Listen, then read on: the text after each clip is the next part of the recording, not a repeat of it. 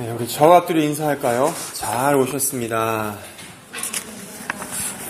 은혜 많이 받으세요 라고 인사하시고, 네, 하나님 말씀을 같이 보겠습니다. 마태복음 3장 1절입니다.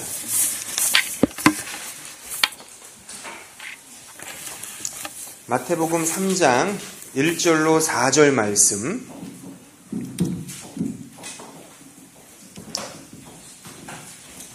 우리 다 같이 함께 읽겠습니다. 1절로 4절 말씀 시작. 그때에 세례 요한이 이르러 유대 광야에서 전파하여 말하되 회개하라 천국이 가까이 왔느니라 하였으니 그는 선지자 이사야를 통하여 말씀하신 자라 이르렀으되 광야에 외치는 자의 소리가 있으되 너희는 주의 길을 준비하라 그가 오실 길을 곧게 하라 하느니라. 이 요한은 낙타털 옷을 입고 허리에 가죽띠를 띠고 음식은 메뚜기와 석청이었더라. 아멘. 이제 세례 요한이 이제 등장을 합니다. 세례 요한은 광야에서 활동하던 복음 선지자였습니다.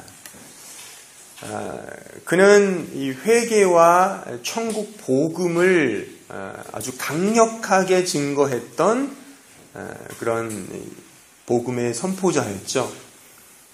우리가 지금 읽어서 알듯이 그의 어떤 터전은 광야였고 그는 낙타 털로 옷을 만들어 입고 그리고 그 거친 그런 꿀과 또는 메뚜기를 먹고 지냈던 사람이었죠. 우리가 잘 아는 이 신약 성경의 가장 위대한 그 복음의 선언, 즉 회개하라 천국이 가까이 왔느니라, 이 복음을 가장 먼저 외쳤던 자가 바로 이 세례 요한이었습니다. 혹시나 해서 드리는 말씀인데 이 세례 요한은 예수님의 12제자 중에 속해 있던 이 사도 요한과는 다른 사람입니다. 그 정도는 알고 계시겠죠? 이 사람은 세례 요한, 그 사람은 이제 사도 요한이라고, 이름은 요한인데 다른 사람입니다. 오늘 설교의 핵심은 이것입니다. 즉 이 회개하라 천국이 가까이 왔느니라 이 말씀의 진의가 뭐냐, 그 참 의미가 뭐냐를 우리가 한번 오늘 말씀을 통해서 생각해 보고자 하는 것이죠. 우리는 자칫 이 말씀을 회개하라는 명령으로, 회개 안 하면 천국 못 간다는 것으로만 우리는 쉽게 그렇게 이 부분을 그냥 받아들이는 경우가 종종 있습니다. 물론 맞는 얘기죠. 회개를 해야 하고 천국에 가까이 왔기 때문에 이제 우리는 늘 자기 자신을 하나님 앞에 회개하며 이제 그 천국을 바라봐야 하는 것은 맞습니다. 그러나 그것보다는 조금 더 이 본문은 더 깊은 것을 우리에게 보여주고 있다는 사실을 우리는 알아야 하는 것이죠. 우리가 성경을 이해할 때 자칫 맞냐 틀리냐라고 하는 OX로만 성경을 보시면 굉장히 곤란합니다. 물론 성경은 옳고 그른 것에 가장 명확한 기준임에는 틀림이 없지만 단지 우리가 답을 알기 위해 성경을 보는 것은 아닙니다. 그러니까 회개해야 한다. 회개하라. 회개하지 않으면 지옥 간다. 이렇게 그냥 칼로 무 자르듯 그냥 이렇게 단답식적으로 이해하면 조금 이 성경의 깊은 의미를 우리가 놓칠 수 있다는 것을 우리가 이해를 해야 되는 것이죠. 그러니까 우리의 신앙이 얇고 조금 가벼운 이유는 아마도 이 성경을 통해 어떤 답을 얻는데 맞고 틀리냐의 정도로만 우리가 이해하기 때문이 아닌가. 그 답이 왜 그런지, 그 답이 어떻게 해서 이렇게 주어졌는지에 대한 좀 넓은 이해가 우리에게 좀 모자라면 자칫 옳고 그른 것에 대한 그냥 판가름 정도로만, 또 우리의 관심과 우리의 관점과 우리의 마인드가 그냥 세상을 볼 때도 예수 믿냐 안 믿냐 그런 식의 그냥 답만 제시하는 굉장히 어리석고 또는 무서운 그런 신앙의 모습으로 빠질 수가 있다는 것이죠. 우리가 라면을 끓일 때 맛있게 끓이는 게 뭐죠?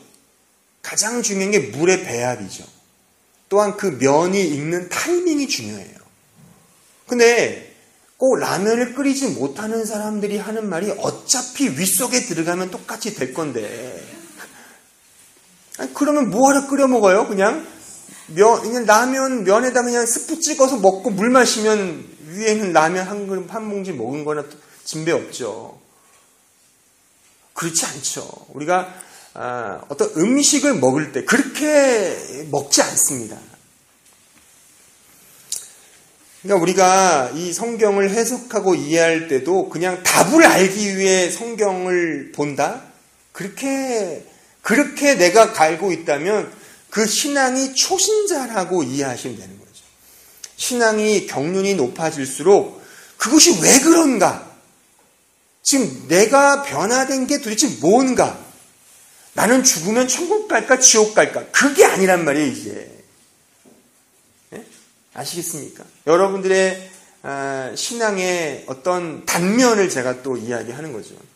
그런 의미에서 오늘 이 본문은 단순히 회개하라, 천국이 가까이 왔다, 단답식으로 우리에게 주신 게 아니에요. 또 마태, 이 말씀을 기록한 저자 마태가 단순히 그것을 그냥 이렇게 제시하려고 이 말씀을 갖다 쓴 것이 아니라 더 깊이, 더 넓은 어떤 의미가 담겨져 있는 것이죠. 그거를 신학적으로 말하면 이런 거예요. 특히 오늘 주제가 이제 회개라고 한다면 이 회개에도 크게 두 가지가 있어요. 하나는 개인의 구원론적인 측면이 있고, 그러니까 한 개인의 구원적인 측면이 있고, 또 하나는 구속사적인 측면이 있어요. 제가 오늘 설명하고자 하는 내용은 또 오늘 본문이 제시하고자 하는 의도가 바로 후자, 개인의 구도를 포함한 넓은 의미의 구속사적인 어떤 측면이 있다는 것을 우리는 알아야 되는 겁니다. 자, 그 부분을 우리가 오늘 좀 생각해 볼 터인데, 일단 이 회개라고 하는 것은 그런 거죠.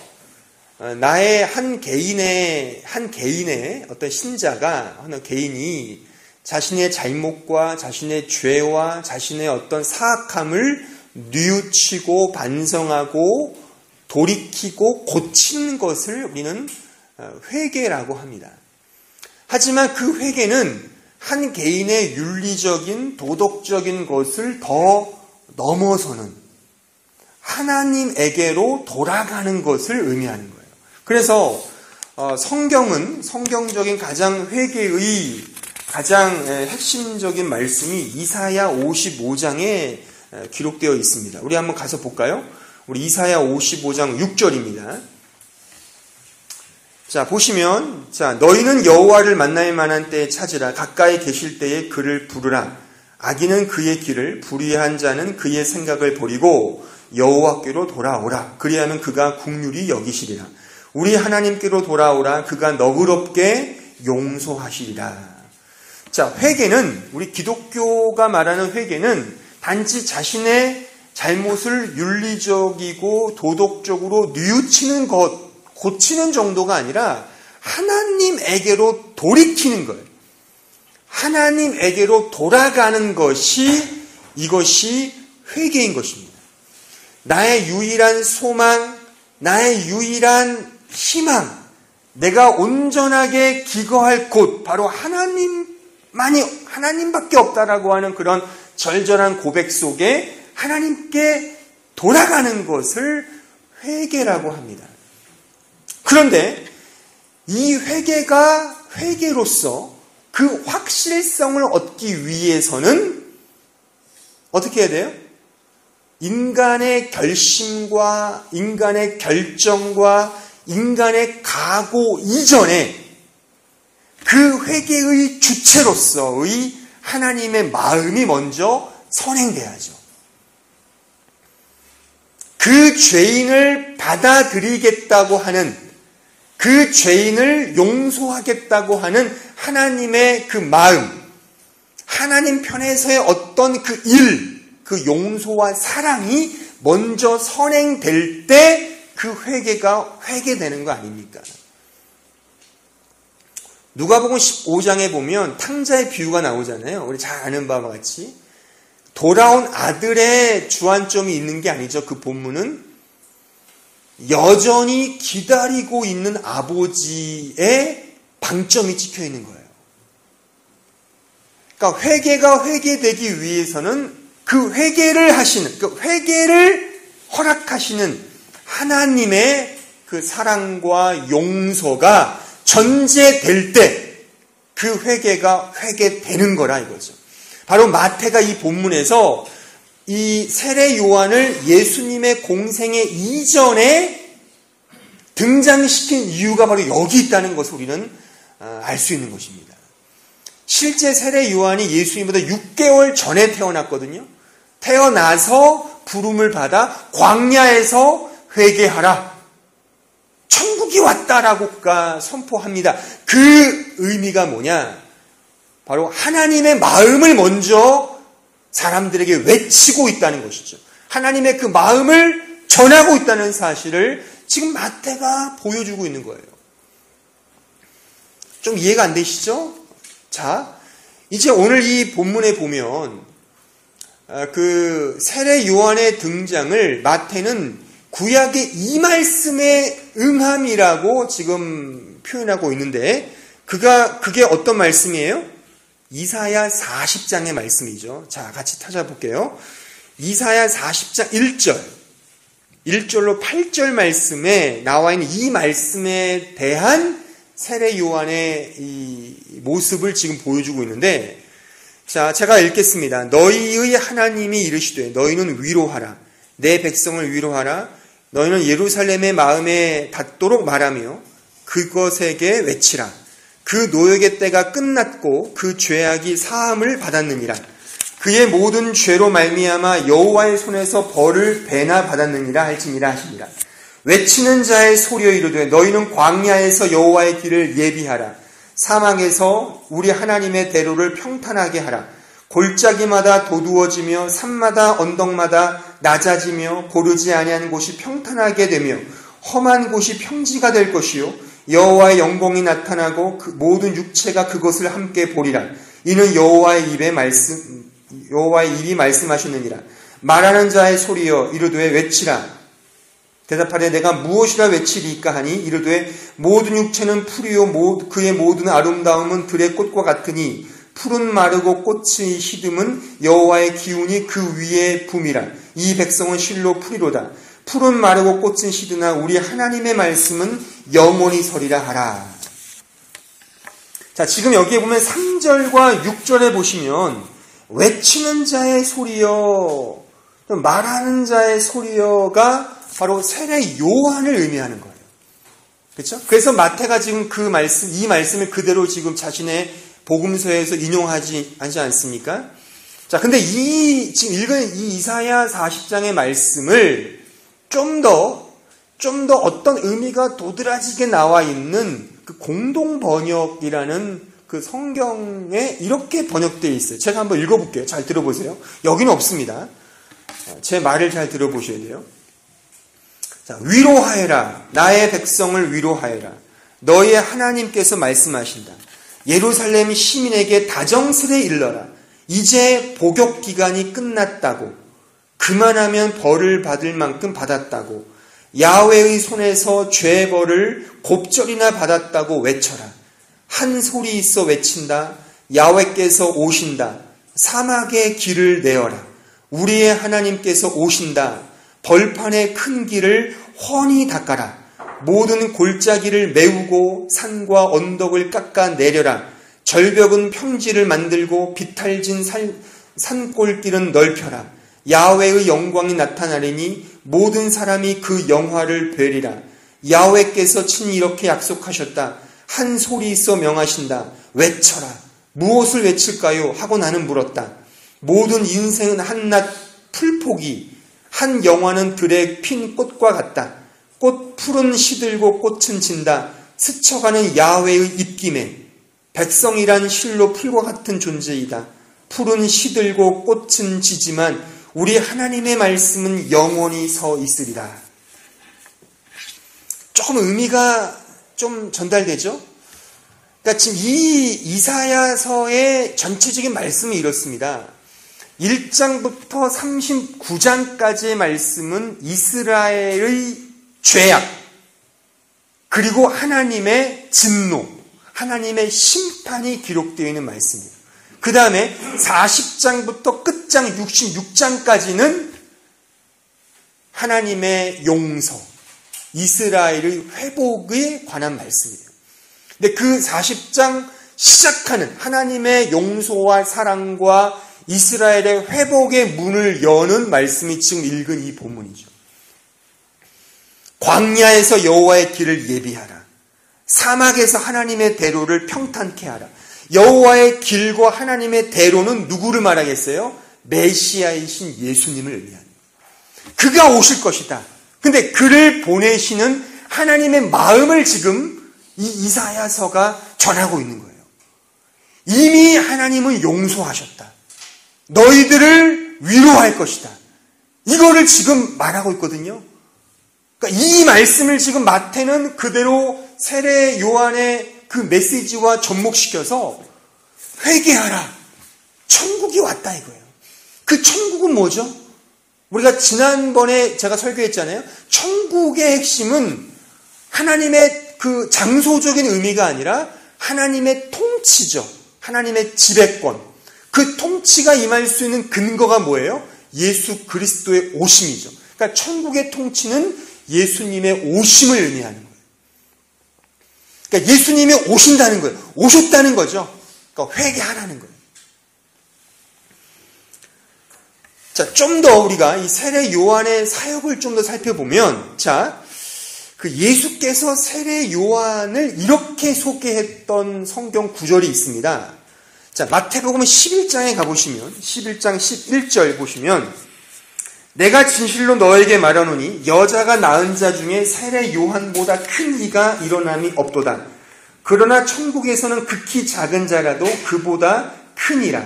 세례 요한의 때부터 지금까지 천국은 침노를 당하나니 침노하는 자는 빼앗느니라. 모든 선지자와 율법이 예언한 것은 요한까지니 만일 너희가 즐겨 받을진대 오리라 한 엘리야가 곧 이 사람이니라.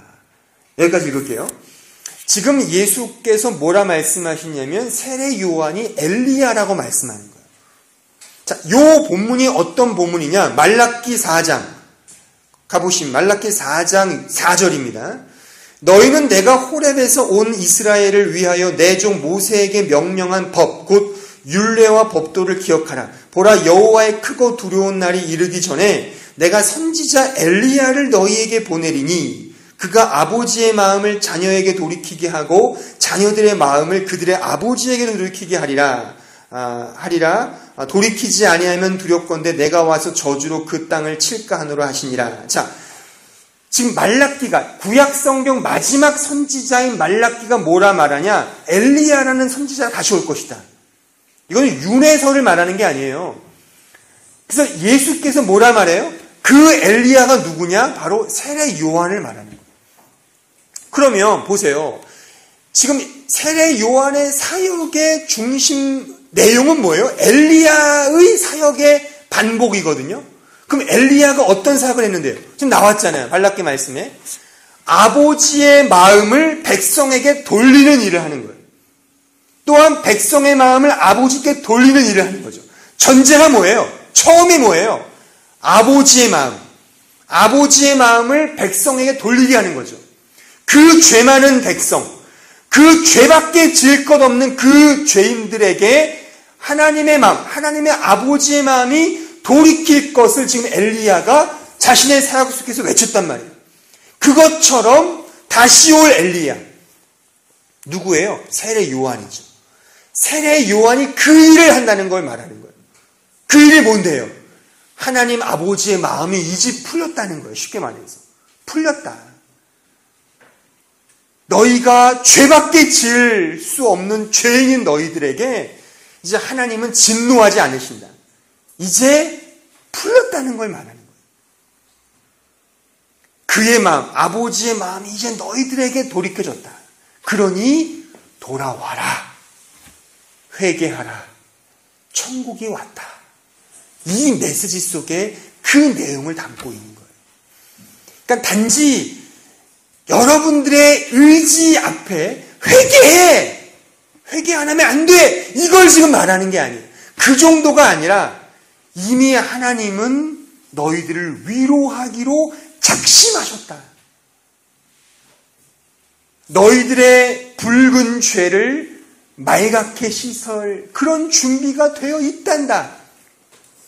돌아오라. 지금 그거를 지금 마태는 세례 요한의 메시지를 통해 우리에게 전해주고 있다는 사실을 알 수 있죠. 하나님의 용서와 사랑을 의미하는 것. 허물과 죄로 죽었던 죄인, 이미 죽었어요. 그 영광에 이르지 못하는 우리 죄인의 신분, 죄와 사망의 권세 아래 있던 우리들에게 이제 뭐예요? 너희들의 위치가 어딘 줄 아느냐? 이제 하나님이 너희들을 새로운 구도, 새로운 곳으로 너희를 이전시켰다. 너희들은 이제 죄와 사망의 통치에 있는 자들이 아니라 하나님의 은혜와 그 자비의 통치 아래 있는 자들임을 지금 이 메시지를 통해 보여주는 거예요. 마치 이런 메시지죠. 로마서 8장 1절과 같은 말씀이에요. 보세요. 그러므로 이제 그리스도 예수 안에 있는 자에게는 결코 정죄함이 없나니 이는 그리스도 예수 안에 있는 생명의 성령의 법이 죄와 사망의 법에서 너를 해방하였습니다. 자, 이 구절은 뭘 의미하는 거예요? 하나님께서 당신의 백성들에게 행하신 일의 결과를 보여주고 있는 겁니다. 이제 죄와 사망의 어떤 이 자리가 아닌 하나님의 의의 자녀, 그 자녀로의 바뀜을 지금 우리에게 보여주는 말씀이죠. 따라서 우리가 하나님의 백성이 되었다는 것은 뭐예요? 하나님께서 우리를 이러한 결과로 확정지었다는 것이고 우리는 우리의 위치가 어디에 있는지를 이제 확인하게 된다는 거죠. 자, 그러면 신자가 내가 서 있는 위치를 확인할 때 나타나는 반응이 뭐겠어요? 그게 회개라는 겁니다. 이게 좀 돌아온 이 의미를 아시겠습니까?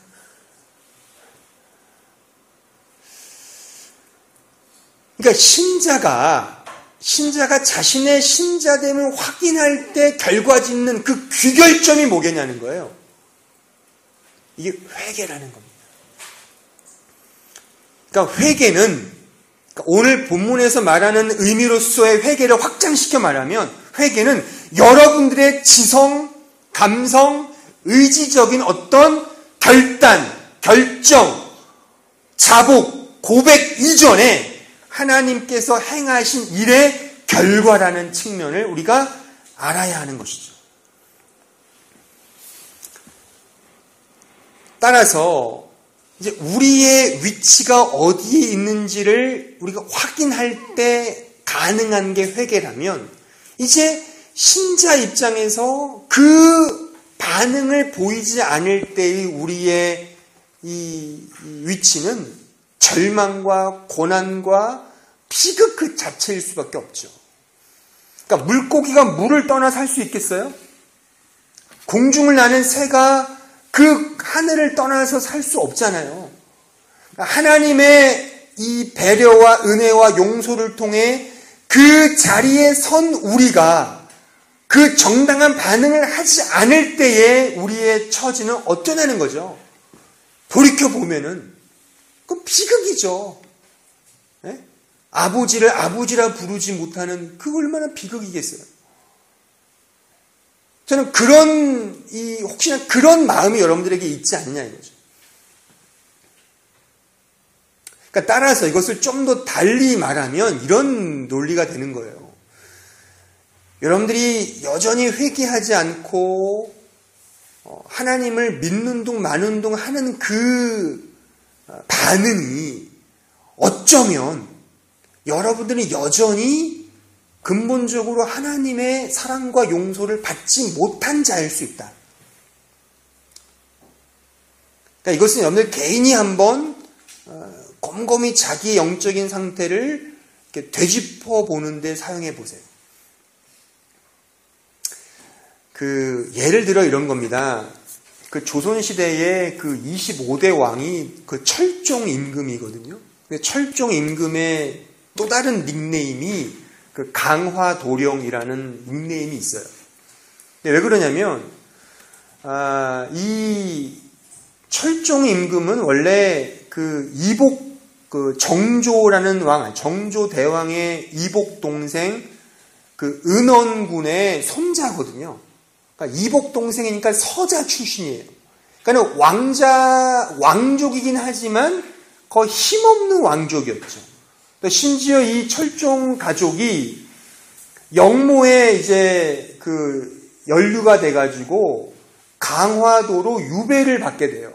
그곳에 평민으로 그 신분이 강등돼요. 그냥 나무 베고 그냥 이렇게 곡식 여미고 그냥 이렇게 이런 일을 하는, 그러니까 글 읽고 이런 게 아니라 그냥 그런 일로 그냥 세월을 보냈던 자가 이 철종이었는데, 한 도령이었는데, 이 사람이 하루아침에 왕이 되는 거죠.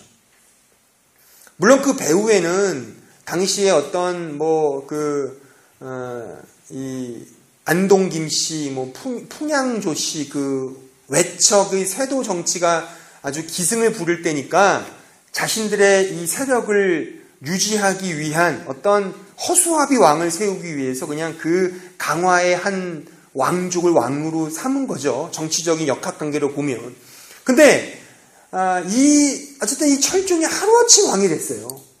그러니까 이 사람은 오직 나무를 베고 곡식 여미는 것밖에 할 줄 모르는 사람이 하루아침에 한 나라의 정치를 담당하는 왕이 된 거죠. 또 어떤 기록에 보면 이 철종이 당시 강화에 살 때 사랑하던 천민봉이라는 여인이 있었대요. 근데 이게 생이별을 시킨 거죠. 이 천민이 궁궐로 들어올 수 없으니까. 그러니까 이 철종이 허구한 날 그 봉이를 사모해서 정산을 못 돌보니까 데려오면 좋은데 정쟁하는 어떤 나쁜 사람이 그 여자를 죽였다는 거죠. 그 봉이라는 여자를. 그 소식을 들은 철종이 이제 시름시름 앓다가 정체는 관심이 없고 이제 도리어 더 이제 완전히 그냥 인생을 포기했다는 그런 이제 기록이 있습니다. 그래서 왕이 되어서는 안 되는 청년이었다. 그런 평을 내리는데, 제가 이런 얘기를 하는 이유는 철종을 우리가 이제 알려고 하는 얘기는 아니고, 지금 철종의 비유처럼 하루아침에 왕이 된 거예요. 신분이 바뀐 거죠.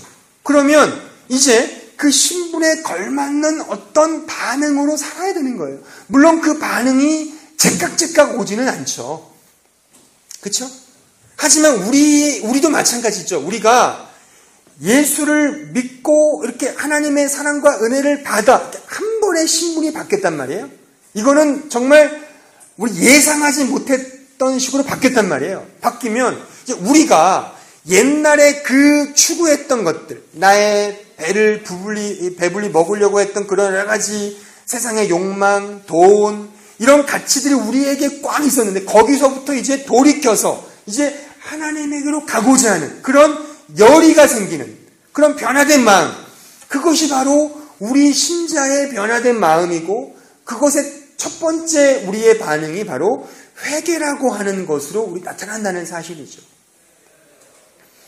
그러니까 결국에 오늘 읽은 본문에서 우리에게 아주 강력하게 주고자 하는 중요한 메시지는, 또한 제가 전하고자 하는 중요한 중심은, 단지 여러분들의 어떤 의지적이고 지성적이고 감성적인 어떤 걸 끄집어내서 회개의 자리로 오게 하는 그런 이 동기가 아니라 이미 하나님은 여러분들에게 마음을 돌이켜서 사랑과 용서로 품어주시겠다는 그 약속 위에 우리가 어떻게 반응해야 되는지를 곱씹어 보자는 측면인 것이죠. 자, 빌립보서 3장 17절에 가보겠습니다. 형제들아, 너희는 함께 나를 본받으라. 그리고 너희가 우리를 본받은 것처럼 그와 같이 행하는 자들을 눈여겨보라. 내가 여러 번 너희에게 말하였거니와 이제도 눈물을 흘리며 말하노니 여러 사람들이 그리스도의 십자가의 원수로 행하느니라. 그들의 마침은 멸망이요 그들의 신은 배요 그 영광은 그들의 부끄러움에 있고 땅의 일을 생각하는 자라. 그러나 20절 그러나 역접이죠. 그러나 우리의 시민권은 하늘에 있는지라. 거기로부터 구원하는 자 곧 주 예수 그리스도를 기다리노니 그는 만물을 자기에게 복종하게 하실 수 있는 자의 역사로 우리의 낮은 몸을 자기 영광의 몸의 형체와 같이 변하게 하시리라. 우리의 나라는 무엇입니까? 여러분들의 나라는 어디 있어요? 이 그러나의 역접의 이 의미를 아시겠습니까? 이렇게 얘기해 볼까요? 여러분들은 이제 회개하지 않고는 견딜 수 없는 위치에 서 있다는 사실을 아셔야 합니다.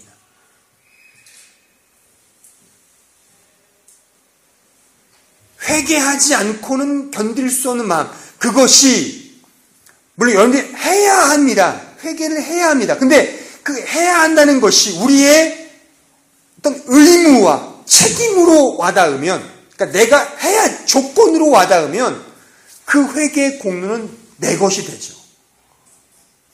그렇잖아요. 근데 성경 그렇게 말하지 않는단 말이에요.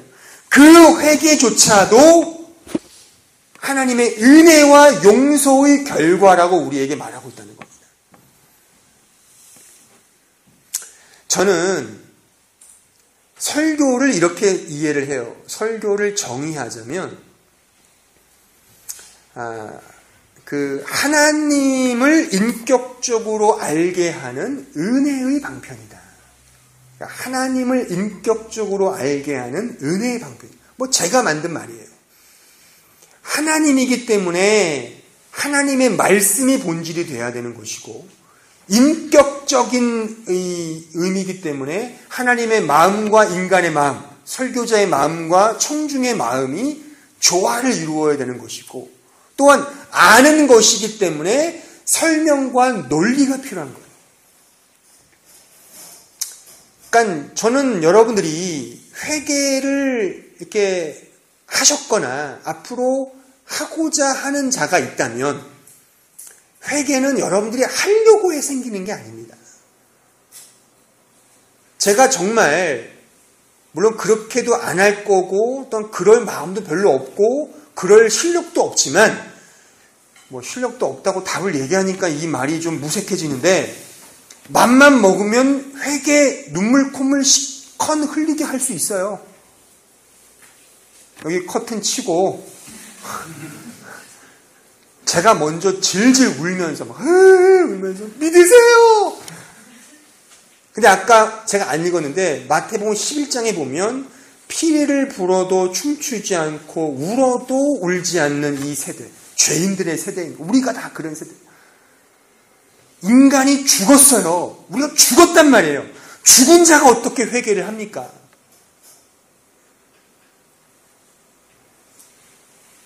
그러니까 여러분들에게 저는 진정으로 회개를 하고 싶다는 마음이 혹 있다면 지금 하나님이 어떤 분인지를 깊이 묵상하고 깨닫기를 저는 권면합니다. 그리고 그렇게 하나님 마음을 또 주십니다.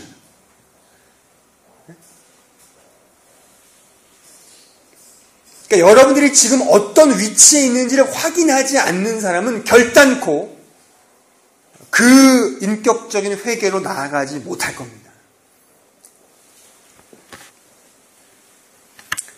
그러니까 이 인식 속에, 이런 하나님에 대한 인식 속에 여러분들이 해야 할 신자다운 순종이 무엇이겠어요? 이게 회개인 겁니다. 바로 오늘 본문으로 말하면 마태가 세례 요한의 말씀을 인용하여 회개하라, 천국이 왔느니라, 이 말씀을 근거로 하여 지금 하나님의 마음을 열린 거예요. 용서와 사랑과 인자와 자비와. 그 앞에 우리가 무엇으로 반응하겠어요?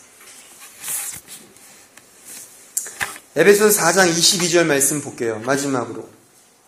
너희는 유혹의 욕심을 따라 썩어져가는 구습을 따르는 옛사람을 벗어버리고 오직 너희의 심령이 새롭게 되어 하나님을 따라 의와 진리의 거룩함으로 지으심을 받은 새 사람을 입으라. 자, 하나님을 믿는 하나님의 백성으로서의 신자는 계속해서 하나님께로 돌이키는 훈련을 해야 되는 거예요. 그러니까 여러분들 가운데 회개를 했다 해서 끝이 아니죠. 계속해서 또 돌이키고 또 돌이키는 그런 훈련 과정이 있는 거예요. 근데 여러분 보세요. 군대 갔다 오신 분들은 아시겠지만 훈련소에 가서 훈련소의 물론 주체는 훈련병이지만 훈련소의 가장 의의와 가장 중요성은 훈련 교관에게 있습니다. 훈련 교관이 어떠냐에 따라서 훈련병이 멋진 군인으로 성장하게 되는 거예요. 신자는 훈련을 받는 훈련생도입니다. 여러분들을 지도하고 교관으로 이제 우리를 이끄는 자는 바로 하나님이시죠. 하나님이 여러분들을 가만 놔두지 않을 겁니다.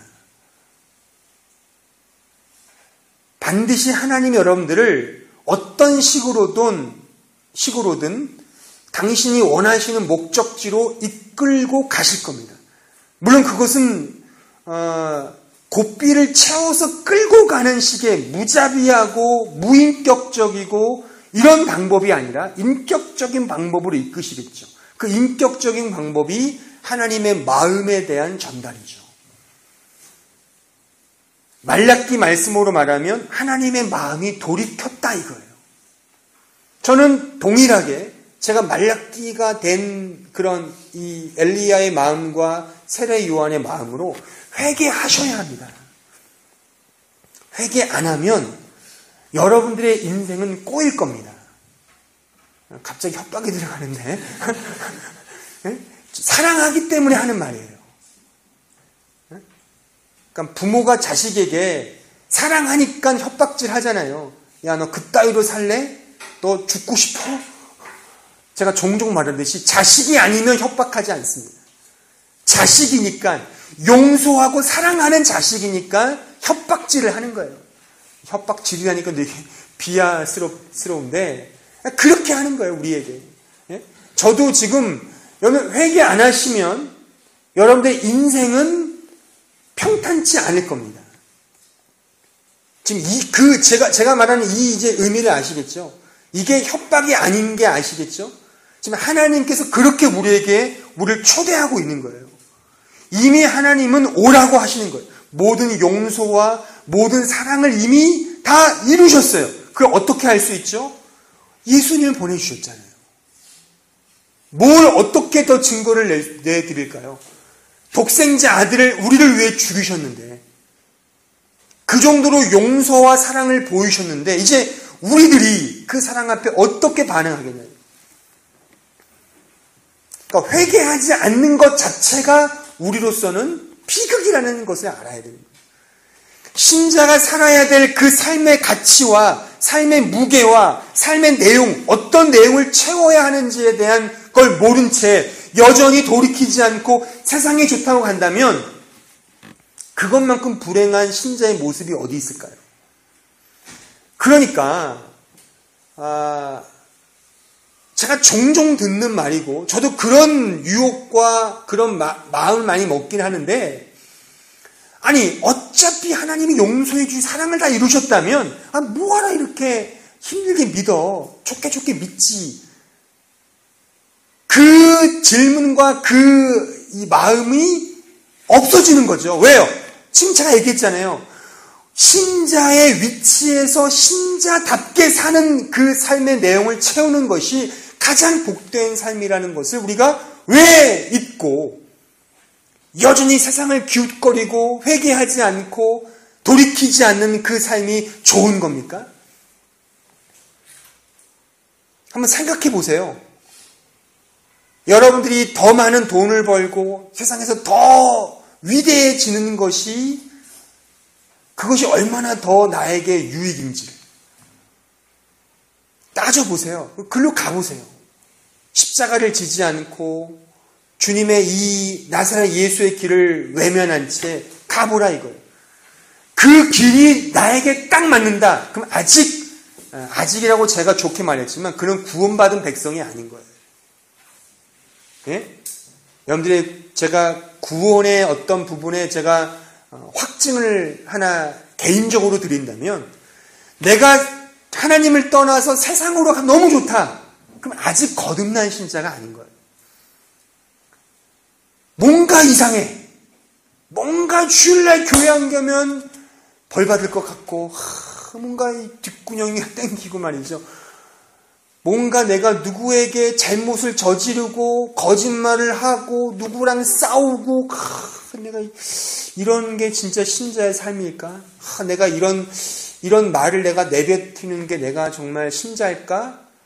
그런 고민스러운 이 느낌, 그런 걸 그렇게 사는 게 얼마나 불행하겠어요. 그러니까 죄라는 것이 이제 율법적인 진영에서 이제 복음적인 진영으로 이제 올라가야 되는 거예요. 이제 우리의 삶의 모습이 내가 이렇게 정말 이렇게 사는 게 내가 정말 신자일까? 저는 조금 그런 맛을 요즘에 느낍니다. 그러니까는 저도 죄를 짓죠. 어떤 새신자를 얘기하니까 저도 그런 마음이 있어요. 내가 놀라더라고요. 목사님도 그런 마음을 가지세요? 저를 무슨 성자인 줄 아나 봐요. 성자로 보시면 너무 좋은데 저도 똑같은 죄인이에요. 죄를 짓죠. 근데 생각을 하는 거죠. 지금 당장 이거를 선택하면 너무 좋아.